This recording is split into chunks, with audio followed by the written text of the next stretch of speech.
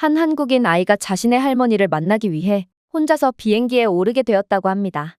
그리고 이 아이는 아직까지도 동양인에 대한 미묘한 차별이 존재하는 미국에서 자신의 어머니가 달아준 태극기 키링 덕분에 놀라운 경험을 하게 되었다고 하는데요. 그렇다면 이 아이가 한국으로 돌아가면서 어떤 기적 같은 경험을 했던 것일까요? 안녕하세요. 저는 미국에서 초등학교를 다니고 있는 11살 한국인 김주미라고 합니다. 몇몇 분들은 제가 돈이 많아서 미국에서 초등학교를 다니고 있다고 생각하지만 그건 사실이 아니에요. 저는 가난해서 미국에서 살게 된 거거든요.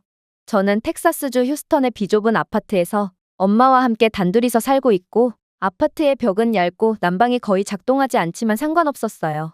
집에는 저와 엄마만 있고 공간은 많이 필요하지 않을 뿐더러 바닥에 매트리스 하나면 충분하거든요. 어떤 밤에는 이웃들이 스페인어로 다투는 소리가 들리기도 하고 어떤 날은 벽 너머로 경찰이 들이닥치는 소리가 들리기도 하지만 그래도 엄마는 저희는 운이 좋은 편이라고 하셨어요. 적어도 저희는 저희만의 공간이 있거든요. 엄마는 저를 키우기 위해 많은 일을 하셨어요. 제가 일어나기 전에 나가고 제가 거의 잠들었을 때 집에 오시거든요. 엄마는 낮에는 모텔방을 청소하고 밤에는 식당에서 설거지를 해요. 그래도 저는 상황이 점점 더 나아지고 있다는 점에 항상 희망을 잃지 않았어요. 제가 처음에 미국 아이들과 만났을 때만 해도 아이들은 한국인인 저를 무시하고 차별했거든요. 하지만 이제는 한국에 대한 관심을 갖고 한국은 매우 세련되고 문화적으로 융성한 국가라는 것을 잘 알게 되었고 아이들은 제게 늘 한국 음식과 케이팝 그리고 한국어 등 한국에 대한 많은 것들을 물어보며 제게 관심을 가져주거든요. 물론 저는 아이들에게 한국에 대한 많은 설명을 해줄 수 있었어요.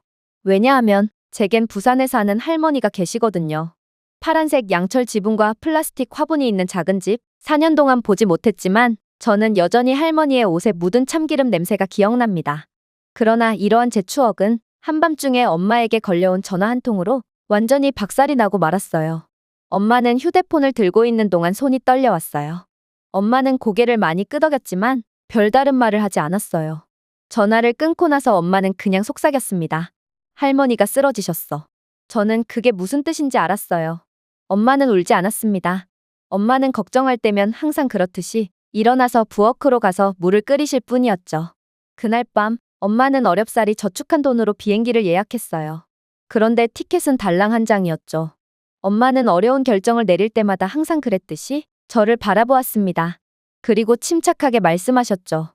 주미야, 어쩌면 이게 할머니의 마지막 모습일 수도 있어. 그러니 내가 할머니의 마지막 모습을 기억해 주어야 해. 저도 알고 있었습니다. 저희는 티켓을 2장 살 여유가 전혀 없다는 걸 말이죠. 그리고 엄마는 너무 바빴고 만약 한국에 갈 시간을 낸다면 엄마는 어렵사리 구한 일자리를 그만두어야만 할 거예요. 그래서 저는 휴스턴에서 로스앤젤레스를 경유하여 한국까지 가는 대장정을 떠나면서도 저 혼자 할머니의 마지막을 지키러 갈 수밖에 없는 거였죠. 두려움은 있었지만 불만은 없었어요. 지금껏 엄마가 저를 지켜주셨듯이 저도 엄마를 위해 할머니의 마지막을 지켜야 한다고 생각했거든요. 그래서 저는 엄마가 싸주신 짐을 다시 확인했죠. 제 한국 여권과 엄마가 직접 작성한 동의서, 할머니의 병원 서류, 그리고 지도를 말이에요. 마지막으로 엄마는 작은 태극기 열쇠고리를 건네주셨고 이걸 항상 가지고 다니라고 말씀하셨어요. 그래야 모든 사람들이 제 국적을 알 수 있고 혹시 모를 상황에 도움을 받을 수 있다며 말이죠. 그렇게 저는 엄마의 눈물을 간신히 참는 표정을 뒤로 한 채 한국으로 가는 여정을 시작하게 됩니다. 탑승 게이트는 분주했습니다. 어떤 사람들은 서두르고 어떤 사람들은 짜증을 내고 어떤 사람들은 자신의 비행기에 문제가 생겼는지 공항 직원과 싸우기도 했죠. 저는 이러한 분주한 분위기에 몸이 떨려왔지만 그럴수록 정신을 똑바로 차려야 한다는 생각에 여권을 두 손으로 꽉 쥔 채 앞으로 나섰어요. 그렇게 저는 조끼와 헤드셋을 쓴 키 큰 남자인 미국인 게이트 요원을 보며 미소를 지었습니다. 그의 배지에는 엘 위버라고 적혀 있었어요. 저는 배운 대로 티켓과 여권을 내밀었습니다. 엄마에게 배운 대로 양손으로 예의 바르게 말이에요. 그러나 그는 제가 이곳에 있을 자격이 없다는 듯 흘겨볼 뿐이었어요. 그러고선 험상궂고 날카로운 웃음을 지으며 제게 말을 건네왔어요. 이거 정말 내가 구매한 좌석이 맞아? 이 항공권은 $500가 넘는데 제대로 된 항공권이 맞냐는 거야. 가슴이 뛰었습니다. 처음에는 그의 말을 이해하지 못했어요. 하지만 곧 깨달았죠. 이 직원은 제가 이 항공권을 구매할 여력이 되지 않는다고 생각하는 모양이었어요. 제 서류 때문이 아니었어요. 제 동양인 얼굴과 만만해 보일 정도로 어린 나이 때문이었죠. 이건 제가 처음에 미국에 갔을 때 직접 겪었던 차별이었기에 저는 이러한 냉대와 차별을 확신할 수 있었어요. 그에게 저는 그저 가난한 아시아 나라에서 온 아이였던 것이죠. 하지만 저는 할머니의 임종을 지켜야만 했습니다. 그래서 용기를 내서 말했어요. 모든 서류를 가지고 있어요. 비자, 보호자 동의서, 그리고 저희 엄마는. 하지만 그는 제가 말할 틈조차 주지 않았죠. 얘야, 나는 내 인생 이야기를 들을 만큼 충분히 여유가 있지 않아. 그는 웃고 있었습니다. 있잖아, 그가 중얼거리며 말했습니다. 아시아 가정들 중 일부는 무료 환승을 위해 가짜 티켓을 조작하고 있어. 그중 대부분은 영어도 제대로 못하지. 마치 너처럼 말이야. 그러면서 그는 저희 엄마가 힘들게 번 돈으로 겨우 구매한 항공권을 마치 코푼 휴지처럼 구겨버렸는데요. 저는 그 모습을 보고 가슴이 산산조각 나는 것을 느꼈습니다. 저도 알고 있어요. 몇몇 중국인들은 여권이나 탑승권을 조작하면서까지 부정으로 이익을 취하려고 한다는 것을 말이에요. 그래서 저는 말하고 싶었어요. 저는 중국인이 아니라 한국인이라고 말이에요. 그러나 목이 막힌 것 같았어요. 저는 이러한 위기 상황에 두려움과 압박감을 느꼈고 눈물만 나올 뿐이었죠. 그때 이상한 일이 일어났습니다. 제 뒤에서 줄을 기다리던 푸른 눈의 남성이 제 앞으로 나서기 시작했거든요. 그는 연회색 블레이저를 입고 은색 머리를 단정하게 빗고 있었는데 가죽 여행 가방이 그의 어깨에 놓여 있었습니다. 이 남성은 제 열쇠고리를 뚫어져라 응시했어요. 제 태극기 열쇠고리 말이에요. 그러고는 제게 따뜻한 미소를 지으며 말을 걸었죠. 꼬마야, 너 한국인인가 보구나. 부모님 없이 혼자 비행을 하려는 거야? 나는 한국인들은 매우 강한 사람들이라는 것을 잘 알고 있지. 너 역시도 매우 용감하고 강한 아이구나. 걱정하지 마. 지금은 어른이 나서야 할 때거든. 그는 매우 차분했고 또 따뜻했어요. 하지만 이 남성이 제게서 눈길을 거두고 저를 차별했던 항공사 직원을 올려다볼 때는 그렇게나 차갑고도 무서울 수가 없더라고요. 그러면서 남성은 차가운 목소리로 항공사 직원에게 말을 걸었죠. 저는 당신이 한 말을 똑똑히 들었어요. 모든 차별적인 단어를요. 당신은 그 아이를 여기 있을 자격이 없다는 듯이 쳐다보았습니다. 마치 그녀가 실수한 것처럼 말이죠. 당신은 그녀의 서류나 행동이 아니라 얼굴로 그녀를 판단했습니다. 그녀의 체격으로. 그녀가 아시아인이라는 사실로 말이죠. 그러자 그렇게나 의기양양했던 항공사 직원은 잠시 움츠러들었어요. 선생님, 저는 아이의 신원을 확인 중이었습니다. 그러나 남성은 그냥 넘어갈 생각이 없었어요. 아니요, 확인하지 않았어요. 당신은 그녀를 모욕하고 있었어요. 이 자리는 아이가 구매하기엔 너무 비싸다고 했잖아요. 항공사 직원은 망설였습니다. 어깨를 으쓱했습니다. 그냥 흔하지 않잖아요. 이렇게 국제 비행을 하는 아이들이요. 그리고 중국에서는 위조 항공권과 여권으로 많은 문제를 일으키고 있기도 하죠. 직원의 답변에 남자는 차갑게 웃었습니다. 그리고 놀라운 대답을 하기 시작했어요. 동의합니다. 중국인들은 상상치도 못한 사기와 기만으로 문제를 일으키곤 하죠. 그런데 당신 눈에는 이 꼬마가 갖고 있는 키링이 중국 국기로 보이나요? 꼬마가 갖고 있는 키링이 무슨 뜻인지 아예 모르고 있는 것만으로도 당신의 낮은 수준이 여실히 드러나는 거예요. 저건 한국 국기 키링이거든요. 그리고 저 꼬마가 그 자리에 앉을 자격이 없다고 생각한다면 당신은 분명히 그녀의 나라에 가본 적이 없겠죠. 당신은 세계에서 20년은 뒤처진 사람이니까요. 이쯤 되자 항공사 직원은 위기감을 느꼈는지 미친 척을 하기 시작했어요. 저 아이는 미국에 속하지 않아요. 왜 그녀의 편을 드는 거죠? 그리고 한국이든 중국이든 도대체 무슨 차이가 있다고 저 아이의 편을 드냐는 말입니다. 그러자 저를 도와주던 남성은 더더욱 냉철한 목소리로 말을 이어나갔어요. 한국은 제3세계 국가가 아닙니다. 어려움을 겪고 있지도 않습니다. 가난하지도 않습니다. 혼란스럽지도 않습니다. 한국은 GDP가 유럽 대부분을 능가하는 세계 10대 경제 대국 중 하나입니다. 한국인들은 이러한 좌석의 가격을 충분히 감당할 수 있을 뿐만 아니라 비행기를 직접 만들 만큼 기술력도 탁월한 국가입니다. 항공사 직원의 입이 열렸습니다. 하지만 아무 소리도 들리지 않았습니다. 그리고 남자는 계속 말을 이어나갔죠. 당신, 삼성 휴대폰을 사용해 본 적이 있나요? 그건 한국의 브랜드입니다. 요즘 미국 도로에서 눈만 돌리면 보이는 현대나 기아차를 운전하시나요? 그것도 한국이 만든 자동차죠. 넷플릭스를 시청하시나요? 해당 플랫폼에서 가장 많은 인기를 끌고 있는 시리즈는 죄다 한국이 만든 작품들입니다. 당신이 어떤 노트북을 사용하는지 모르겠지만 당신의 노트북 내부에 들어있는 반도체는 무조건 한국산 반도체일 수밖에 없습니다. 한국은 세계 첨단 메모리 칩의 대부분을 생산하거든요. 자, 당신은 이런 나라를 가난한 국가로 여기고 있습니다. 그리고 이런 나라에서 온 한국 아이를 보고 비행기에 탑승할 자격이 있는지에 대해 의문을 제기하고 있습니다. 얼마나 우스운 일인가요? 그리고 얼마나 부끄러운 일인가요? 더 간단하게 말씀드리겠습니다. 오늘날 평균적인 한국 국민은 대부분의 미국인보다 더 부유하고 교육 수준이 높으며 통계적으로 더 건강합니다. 한국은 보편적인 의료 서비스, 세계에서 가장 빠른 광대역, 미국보다 높은 문해율, 그리고 당신이나 나보다 더 강력한 여권을 가지고 있습니다. 설명이 더 필요한가요? 나는 대학교에서 교수로 재직하고 있습니다.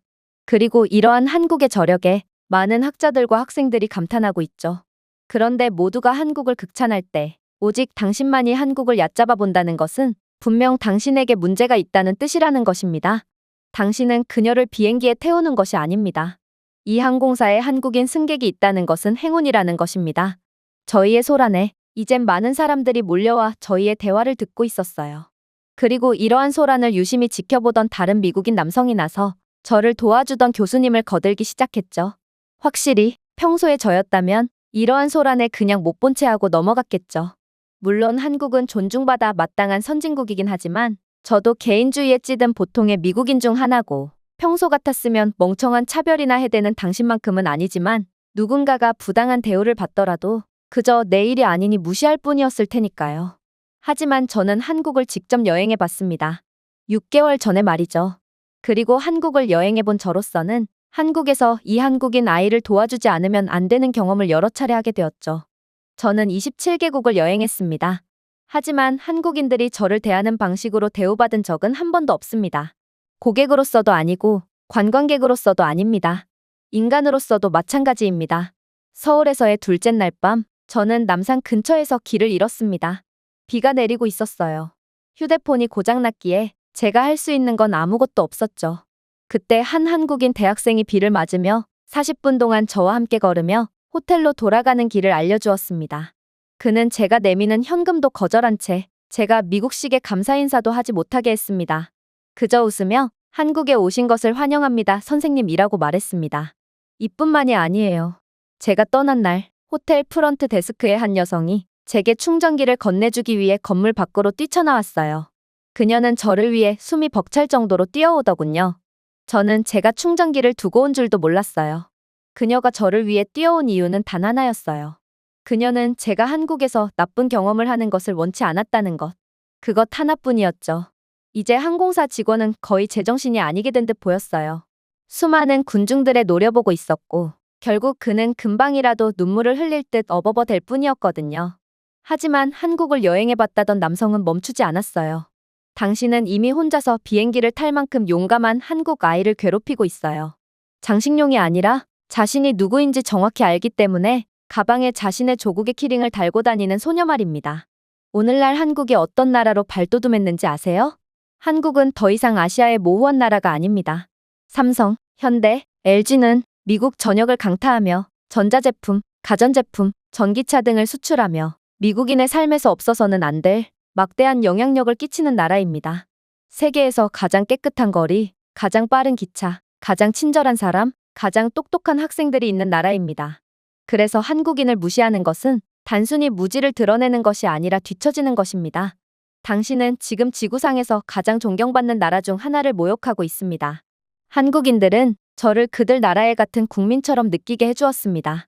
그렇기에 제가 할 수 있는 최소한의 보답은 그들의 아이를 제한해서 보호하는 것입니다. 긴 말하지 않겠습니다. 아이에 대한 더 이상의 무례는 용납하지 않겠어요. 이 아이에게 조금이라도 더 무례를 가한다면 저는 제 다음 비행기를 탑승하지 못하는 한이 있더라도 이 한국인 아이가 정당한 대우를 받을 수 있도록 무슨 일이든 할 것입니다. 그의 말에 지켜보던 군중들은 환호하기 시작했어요. 그리고 저는 한국인이라는 이유만으로 이렇듯 엄청난 도움을 받은 상황에 벅차올라 눈물을 흘릴 수밖에 없었죠. 아무런 이유가 없었어요. 그저 제가 한국인이라는 이유만으로, 아니, 한국 국적을 밝히지도 않았음에도 제 태극기 키링을 보고 수많은 사람들이 제 편을 들어준 거였죠.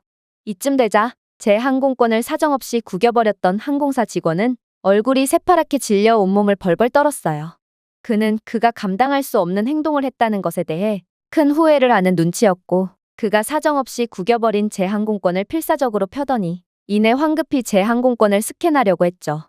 이건 매우 중요한 문제였습니다. 아무튼 저는 할머니의 임종을 지켜야 했기에 이번 항공기에 반드시 탑승했어야 했거든요. 하지만 심각한 문제가 발생하고 맙니다. 당황한 그는 스캐너가 고장날 정도로 사정없이 제 항공권을 스캔했음에도 항공권은 스캔 자체가 아예 안 될 정도로 구겨져 버렸는지 스캔이 전혀 되지 않았거든요. 그러자 그는 이 모든 책임을 제게 전가하려는 듯 이내 뻔뻔한 말을 해오더라고요. 그는 마치 제가 문제인 것처럼 저를 내려다보았고, 이내 정말 예약을 한 게 맞냐는 질문을 건넸거든요. 그의 발언에 이를 지켜보던 모든 승객들은 다시금 야유를 보냈고, 자신의 잘못을 제게 뒤집어 씌우려는 직원의 추잡한 행동에 눈살을 찌푸렸어요. 하지만 제게 있어 가장 큰 관심사는 항공권이 누구의 잘못으로 스캔이 안 되냐가 아니었어요. 저는 반드시 이번 비행기를 탑승해야만 했거든요.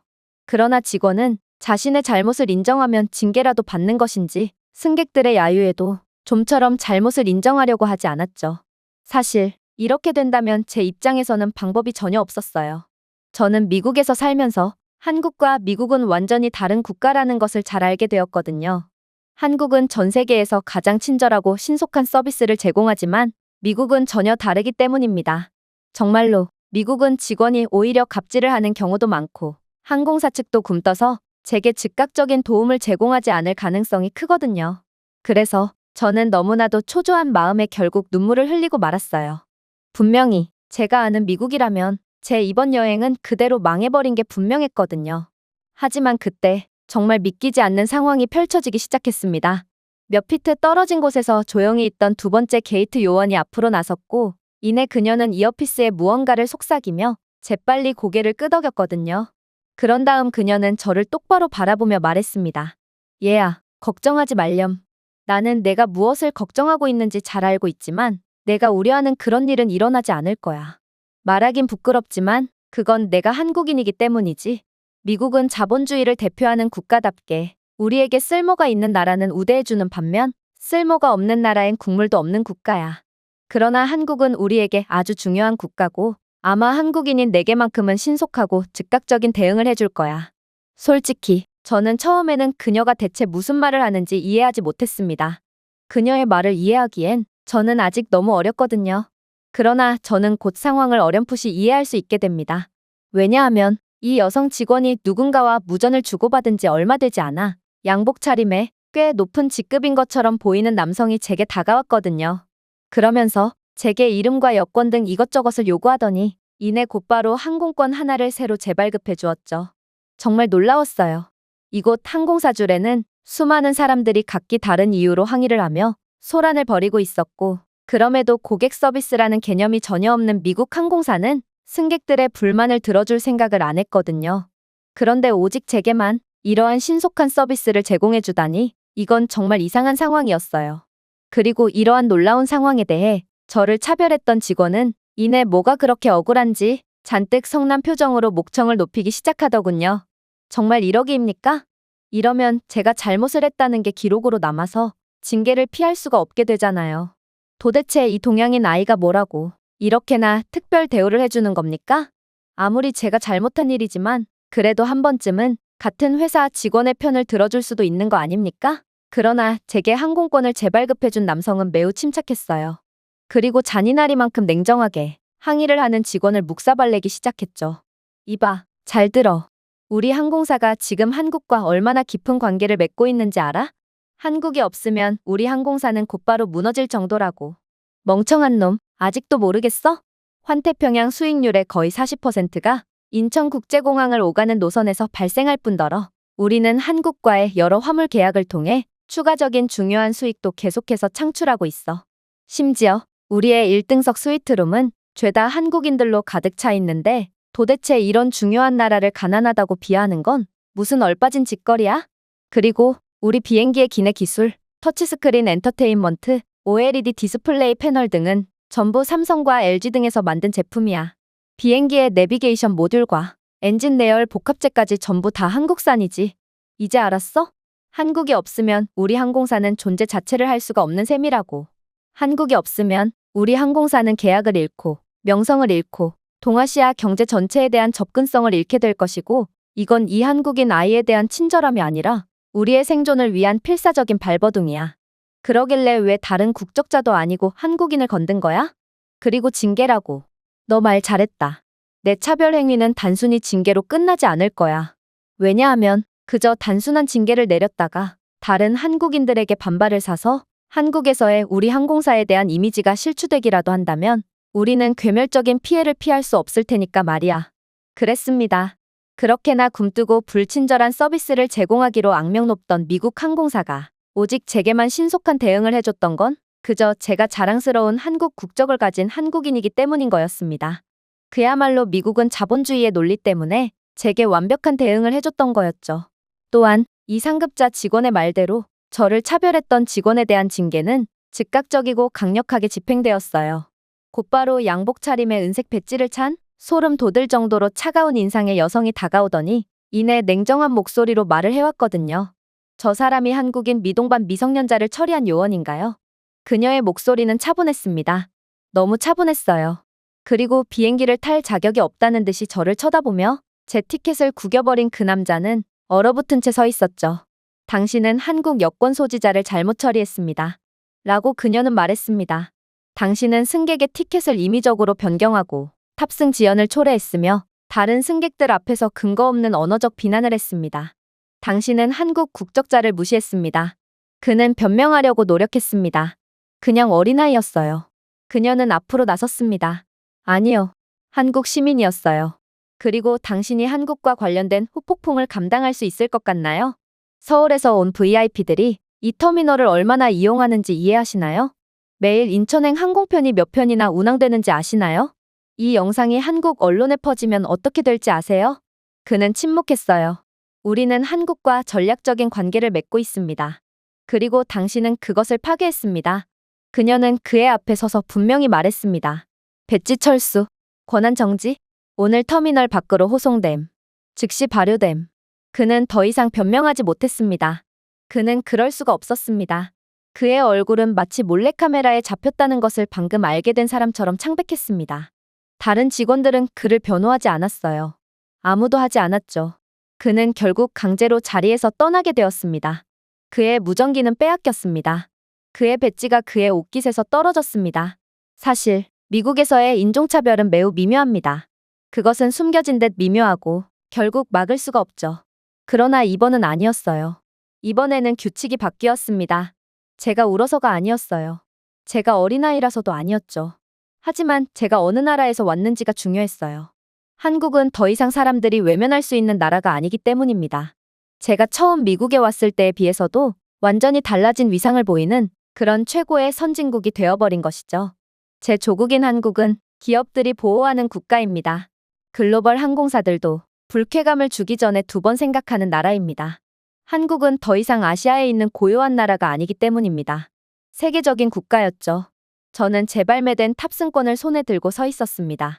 아직 프린터에서 갓 나온 따끈한 항공권은 제게 큰 용기를 북돋아 주었어요. 한국인인 저를 건드는 나쁜 사람들은 전부 그 대가를 치르게 되었거든요.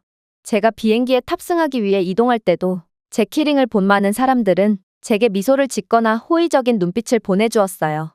물론 제가 잘못 본 것일 수도 있지만 확실히 미국에서의 동양인이라는 포괄적인 인종에 대한 대우와 한국인이라는 세부적인 국적자의 대우는 완전히 다른 것 같았어요.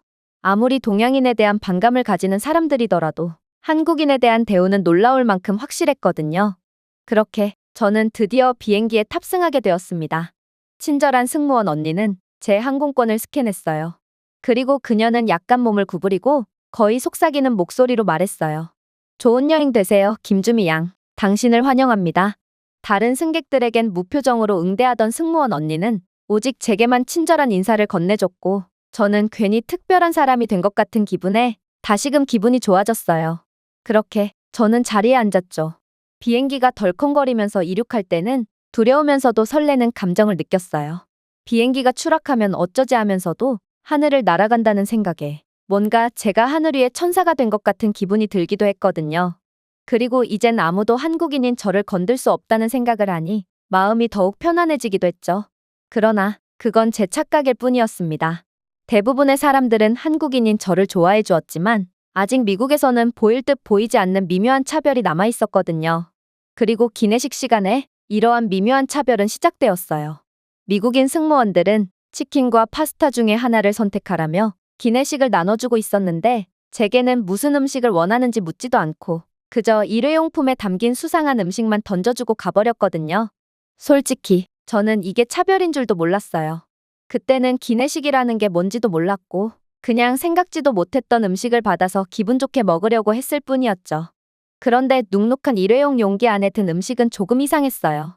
다른 승객들은 꽤 그럴싸한 메인 요리와 생수, 그리고 빵, 디저트까지 받았는데 제겐 그저 차갑고 눅눅한 볶음밥 하나만이 제공되었거든요. 포크도 숟가락도 없이 그저 볶음밥 하나만 덜렁 제공되었죠. 저는 그저 영문도 모른 채 손으로 볶음밥을 퍼먹을 뿐이었어요. 그런데 그런 제 모습을 본 승무원은 저를 마치 짐승 보듯 조롱성 웃음을 보이는 거 아니겠어요? 그리고 그러한 모습을 유심히 보고 있던 제 옆자리의 남성은 도저히 안 되겠다는 듯 조용하지만 침착하게 승무원을 불러 세웠어요. 비즈니스 캐주얼 차림의 40대 후반의 이 남성은 제 태극기 열쇠고리를 유심히 쳐다보더니 이내 승무원에게 제 쟁반을 가리켰습니다. 저게 뭐예요? 승무원은 태연하게 대답했어요. 그녀의 식사입니다. 그러자 남성은 화를 간신히 억누르며 다시 질문을 이어나갔죠. 이 아이는 이것을 원하지 않았어요. 왜 그녀에게 선택권을 주지 않았던 거죠?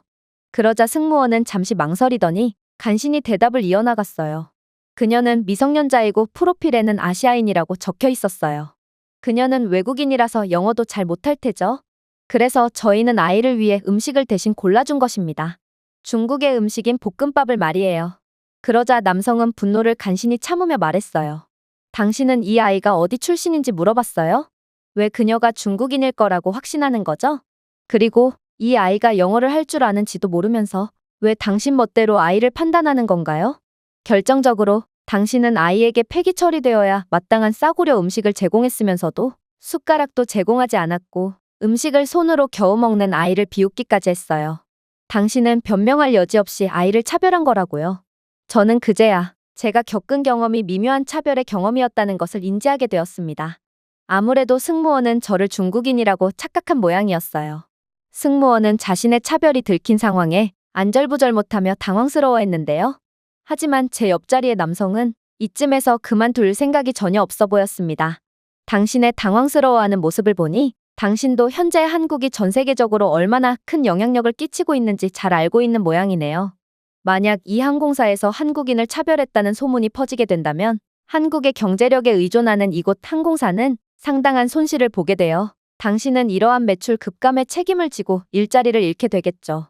이게 당신의 섣부른 행동에 대한 대가란 말입니다. 그의 말이 끝나자 승무원은 좀 전에 조롱 섞인 비웃음은 도대체 어디로 갔는지 제게 연신 사과를 하며 그럴 의도는 아니었다며 변명을 이어갔는데요. 그러자 남자는 더욱 충격적인 이야기를 해오기 시작했어요.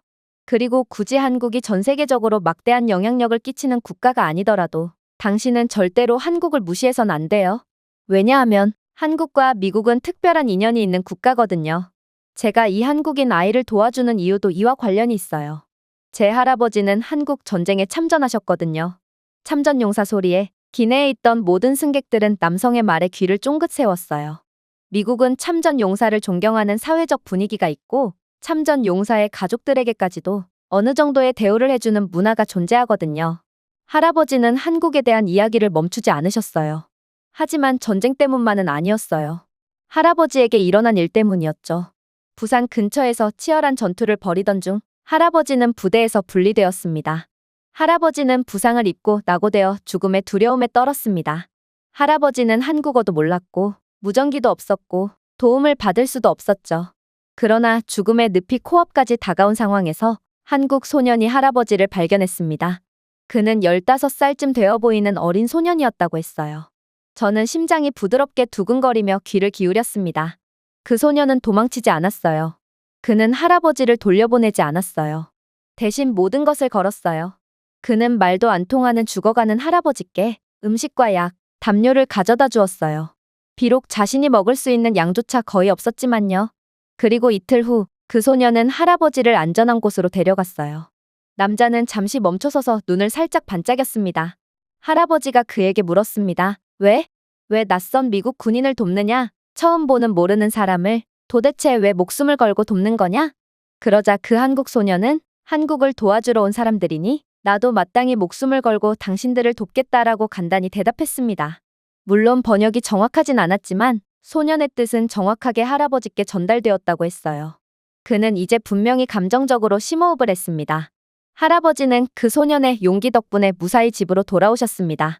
할아버지는 살고 가정을 꾸리고 삶을 살았습니다. 할아버지는 항상 자신이 한국을 살린 것이 아니라 한국이 자신을 먼저 구해주었다고 말씀하셨어요. 할아버지는 돌아가실 때까지 매일 태극기를 지갑에 넣고 다녔어요. 그는 제 태극기 열쇠고리를 부드럽게 만졌습니다. 그래서 이 아이의 태극기를 보았을 때 할아버지의 이야기가 생각났어요. 그 한국 소년, 그의 용기, 친절, 품위를 다시 보았어요. 이 아이는 할아버지의 지갑에 있던 태극기 문양과 같은 키링을 들고 있고 같은 자부심을 가지고 있습니다. 그런 제가 어떻게 이 아이가 누군가에게 부당하게 무시당하는 것을 두고만 볼 수 있겠어요? 그는 저를 향해 부드럽게 미소를 지었습니다. 얘야, 내 선배들은 한국을 방어하고 건설하기 위해 모든 것을 바쳤단다. 물론 내게 있어 그들은 다른 국가 사람들일 뿐이지만 그럼에도 분명 존경받아 마땅한 사람들이지. 그리고 내 나라의 친절히 내 할아버지를 구해주었단다. 오늘 나는 70년 전 부산에 있던 그 소년에게 빚을 갚고 있는 거야. 할아버지를 대신해서 말이야. 결국 저는 모든 승객들로부터 박수를 받았습니다. 저는 아무것도 한 것이 없어요. 그저 저희 증조할아버지 아니면 고조할아버지 세대의 노력 덕분에 대우를 받고 있는 거였죠. 저는 아직 어렸지만 제 조국이 얼마나 대단한 국가인지 이젠 정확히 인지할 수 있었어요. 그리고 저 또한 그러한 계보를 잇기 위해서 부끄러운 사람이 되지 말아야 한다는 것도요. 그렇게 저는 LA에 무사히 도착했어요. 그리고 항공사는 자신들의 행위가 부끄러웠는지 저보고 소문을 내지 말라고 신신당부하며 제 인천행 비행기를 비즈니스 티켓으로 업그레이드해 주었어요. 덕분에 저는 인천으로 가는 비행 내내 대우를 받으며 이동할 수 있었죠. 그리고 비즈니스석에는 한국인들이 꽤나 많았던 걸 보면 정말로 제 조국 한국은 그 사이에 엄청난 부자 나라가 되었다는 것을 느낄 수 있었어요. 제가 만약 한국인이 아니었다면 제 비행은 시작과 동시에 망해버려 할머니를 뵈러 갈 수가 없었을 거예요. 그러나 저는 한국인이라는 이유만으로 숱한 도움의 손길을 받았고 덕분에 무사히 인천에 도착할 수 있었습니다. 버스를 타고 이동하는 과정에서도 한국은 제가 사는 미국보다 훨씬 발전되고 안전한 국가라는 것을 곧바로 느낄 수 있었을 정도로 제 조국은 매우 특별하고도 대단한 나라였어요. 그리고 마침내 저는 할머니가 입원해 있는 병원에 도착할 수 있었죠.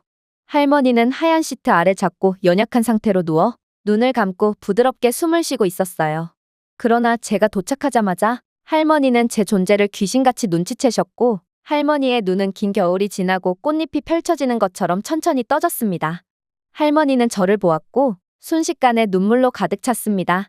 우리 주미 왔어? 진짜야? 할머니는 한 손을 가늘게 뻗으며 약하게 속삭였습니다. 할머니. 저는 할머니의 손을 부드럽게 잡으며 목소리가 떨렸습니다. 마치 소중한 도자기 조각을 들고 있는 것처럼 가볍고 섬세하게 느껴졌습니다. 그리고 할머니는 정말로 모든 기력을 저를 기다리는 데에 사용하고 계셨는지 그렇게 저를 보자마자 세상을 떠나셨는데요. 의사 선생님도 할머니가 다시 눈을 뜬 건 과학적으로 설명이 되지 않는 기적이라며 할머니는 저를 기다리기 위해 최선의 최선을 다했다는 것을 말씀해 주셨어요. 저는 할머니의 죽음 앞에서 엄청난 슬픔을 느꼈지만 한편으로는 제가 할머니의 마지막 모습을 지킬 수 있도록 도와준 모든 사람들에게 감사함도 느꼈어요.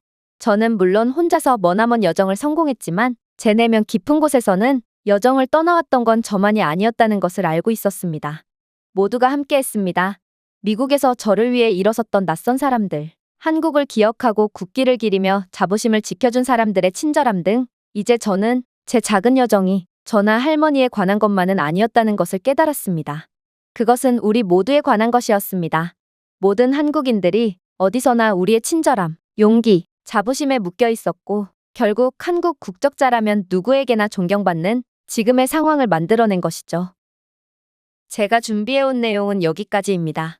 끝까지 시청해주셔서 진심으로 감사드리며 여러분들의 구독과 좋아요, 알림 설정은 영상 제작에 큰 힘이 됩니다. 이상 세모튜브였습니다.